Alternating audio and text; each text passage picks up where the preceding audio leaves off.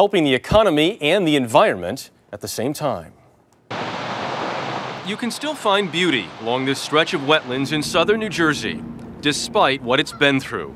From the 1950s to the 80s, the Vineland Chemical Company spewed more than 100 tons of arsenic into the Morris River system, which made its way downstream through lakes and creeks as far south as Cape May Point.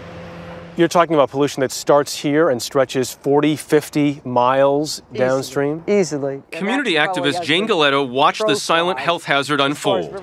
The old chemical company shut down, the owners passed away, and this sprawling toxic site became a public problem. The responsible parties are gone. Which leaves the question, who does it? We pay. The taxpayers pay. Since the late 90s, the Vineland plant has been classified as a Superfund site, which means the Environmental Protection Agency gets taxpayer money to clean up the mess.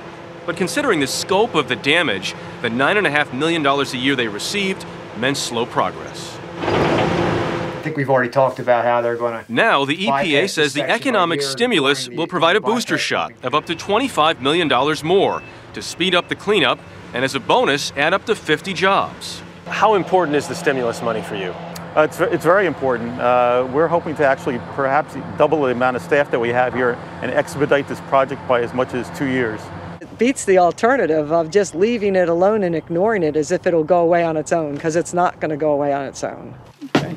Cheryl Fox, who runs a canoe and kayak business, says cleaning up the wetlands is bringing tourists back. The hotel industry, the campground industries, we see more people gravitating to this area because now they've heard the word that what's been done.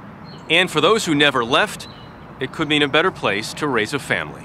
We're going to create a nice stream corridor and wetland area, much like the area was perhaps 40 or 50 years ago. Cleanup costs used to be paid in part by a Superfund tax on chemical and oil companies, which expired in 1995. Some environmental groups hope that when the stimulus money expires 2 years from now, the old tax will be restored. But new chemical companies are opposed, saying they shouldn't have to pay for old sites that they didn't pollute.